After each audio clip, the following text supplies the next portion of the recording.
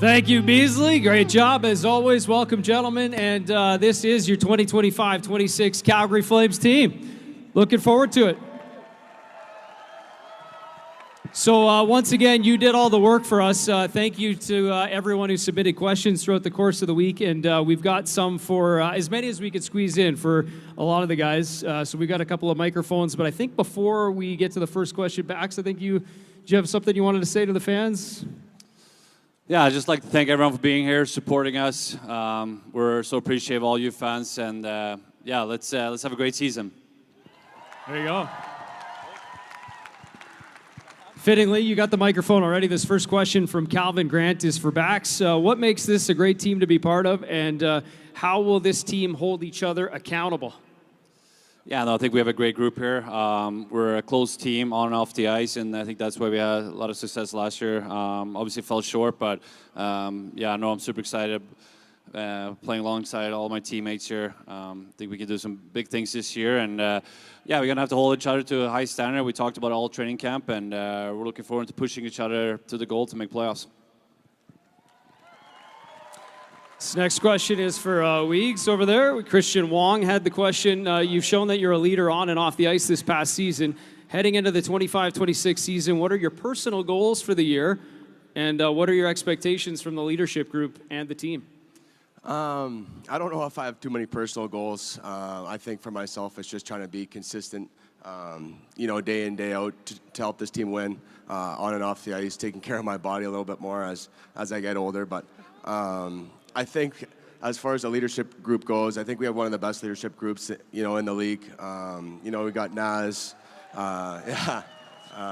Naz, Coleman. You can throw Lomberg in that group as well. 4 cups between those 3 guys. You got Backlund here going into his 50th season with the team. Lots of experience. Hubie's going into he's approaching 1,000 games, lots of experience, and then Rasson on the back end, just trying to hold it down. But I think as far as expectations go for the leadership group, it's playoffs. It's playoffs for this team.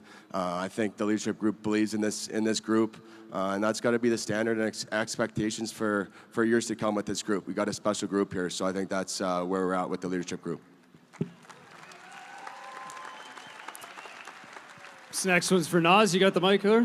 This is from Carl Ulrich, who says, how does it feel approaching 1,000 games, not as a Flame, but it does say as a Flame, and accomplishing the milestone here in Calgary, but 1,000 games? Yeah, I mean, for me, it's a surreal pinch yourself sort of moment. Just reflecting on all the great teammates, coaches, everybody that's been involved in my career, to do it here in a Flames jersey, surrounded by great fans and also great teammates. It's certainly something I'm looking forward to. As Bax knows, I think it's a little bit from last year. It's a little strenuous to make all the plans, and it's a bit of a headache in that regard, but when the time comes, I'll certainly be very appreciative, and I think there's no better place to do it, so I'm very fortunate for that. Well said. Colsey, the next one from Barbara Masterton. She asks, what's the one value that unites every player in the locker room, no matter where they came from, and how do you, as a team, define success in moments that the scoreboard doesn't show? Those are the questions you don't get from the media. What? Wow. Okay. Anyway. Do you want me to re-ask it? No, you're good. I think the one core value that bonds, our team is just the hatred of losing and the competitiveness to win. I think, I think after a loss, you see a lot of angry guys in the room and guys that want to go in the gym and find a way to make themselves better right after the game. And it's the reason that I think our group will be successful this year is everyone's trying to find that 10% better in themselves that they can add to this team and make us go, ultimately to the playoffs and reach our goals here. But it's a fun group to be around. You got guys from all over the world that come together and enjoy spending time together, and it feels like a real family feel in the room. So I feel like we're very fortunate to have that. Nice. Hubie, you got the mic over there. This one's for Jonathan Huberdeau. How important is the community focus of the Calgary Flames to you and giving back to the city? Obviously, we know you got some great programs here in Calgary you've put in place. Yeah, it's really important. I mean, when I got here, I saw how much like the Flames organization was involved in the community, so it was a no-brainer for me to, to start giving back right away, and having that suite here every night, and seeing the kids that comes every night to come support us and see the joy in their face, and maybe they wouldn't have the chance to come watch us play.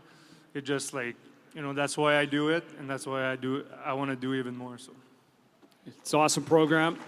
Look for that up in the 200 level throughout the course of this season. Rasmus Anderson's got the next question. This is from, it says Tim Kessler, but I believe it was Amelia, age 9, that submitted it. So what is your routine on a game day to get ready to play? Your routine? Optional. Go to Mercado, have a nice little lunch there, go home, nap for a couple of hours, and then play with my kids, and head to the game, have a cup of coffee, relax a little bit, and then win in sewer, usually one of the, in the final there, and then just go out and play. Little mini sticks? A little bit, Mini, yeah. I'm sure there'd be some debate on the sewer ball part of it, but good answer. Maddie Coronado, Mike's there.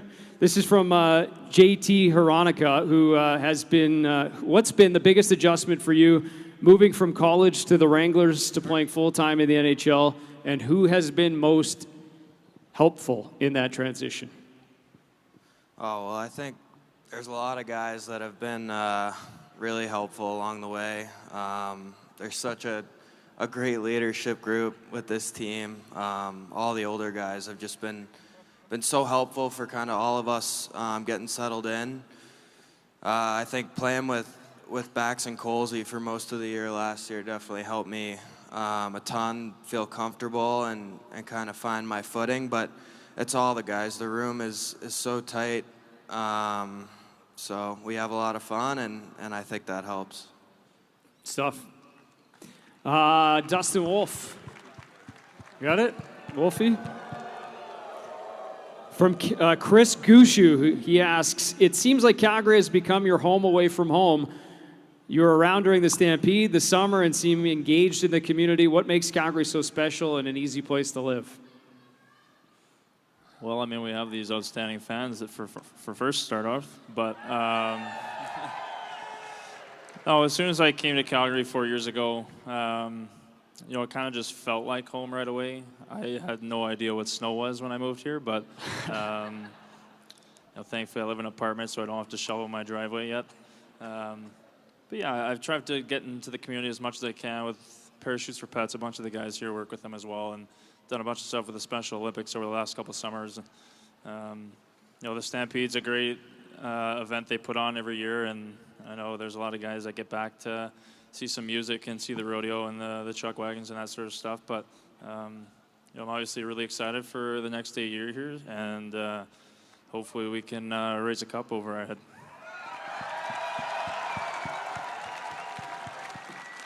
All right, Zane Parak, this next one's for you. It's from Wing G, who has the question, what has surprised you most during training camp? I think I just say how loose the guys keep it. A lot of these guys are pretty grown and have kids, but around the rink they act like kids, and they keep it really loose. So it makes it easy for you to kind of come in and feel comfortable. But I think that's the biggest thing that surprised me. Keeping it loose, all right. Clapper, you got a microphone, yeah? Adam Klapka from Tim Rattay. Being where you are today, what would you tell a young hockey player who gets cut from a team? Big advice. I mean, just never give up and work hard, and I mean that's the two things what I said. I don't really know. Just get after it. Yeah, just work hard every day and work harder than the other guys on the team, and it's gonna pay off one day. There you go. And grow to be 6'7". That helps. Mackenzie Uyghur, you got back. All right, this one's from Art Lee. What's one thing about playing in Calgary that you think gives the Flames a true home ice advantage inside the old dome? There's lots of good advantages here at the Dome. I'd say what gives us a little bit of a slight advantage, considering that it's the oldest rink in the league, are maybe the visiting amenities that some of the opposition doesn't want to use. But I think this goes without saying. What gives us the big advantage and the big edge would be you guys, the fans here, and how loud you guys can get inside the Saddle Dome. Especially if it's a tight game in the third period and we hear you guys cheering, the atmosphere gets buzzing.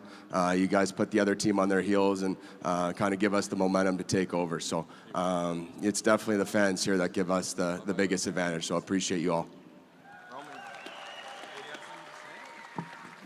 This next one's for Czar. You got the mic. Connor Zary from Ian Watson. Who has the best pranks on the team and why? Best pranks. And if you can use specific examples.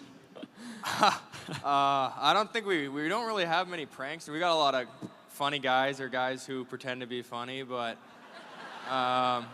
you got guys like Lombo and Weegs and Beezer and Frosty, and these guys are pretty funny. They're always telling jokes and cracking jokes, but there's not a whole lot of pranks, and I think the only real joke is that Matty Coronado thinks the Yankees are going to beat the Blue Jays, so that's a tough one, but we'll let it slide. All right, Ryan Lomberg, you got the mic, and Roman over there. Maybe you guys can both answer this one. From Jonathan Herman. If the team had a karaoke night, who would steal the show and who would get booed off the stage? Thanks for the question, Jonathan. Yeah. Klops would probably get booed off, but I can see him grabbing the mic. Who would get a good voice? I can see Johnny having a good voice, maybe serenading some people. He'd probably get the people going. Is it me again? You got anything, buddy? This is my last name, sort of fun. I think that was Go Flames Go. Maybe we get the anthem. He can sing it. The anthem voice. Razzie, this one's back to you. Hamish McInnes asks, we know you have the best chirps. Who has the worst chirps? And can you give us... Is there an example that comes with that? There was one last year. Baller's really bad too, actually. Really bad. But, Baller will be like, nice play. Come on, like, what are we doing here? But there's, chirping is part of it, and it's fun, and, gets you going sometimes, too, if you hear a nice chirp against you. There you go.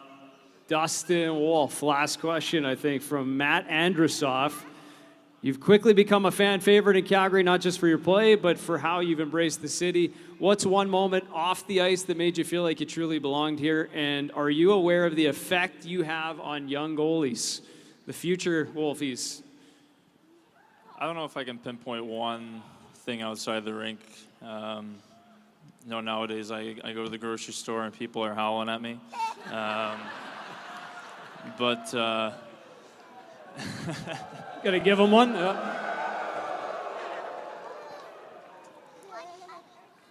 What was the second part of that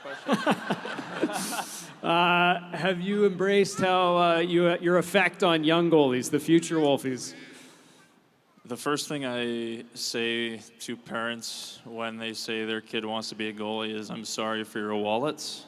It's a very expensive position. My family's been through it, but no, it's pretty cool. I come out here every day, try to play my best, and it's pretty cool to see kids that are inspired by just what I do on a daily basis, and it kind of touches your heart more than you expect, but it's neat. It's exciting to see lots of goalies around town, and hopefully we continue to grow the position even more. Good stuff. Ladies and gentlemen, let's hear it one more time for the 2025-26 Calgary Flames and their juniors, the future Flames.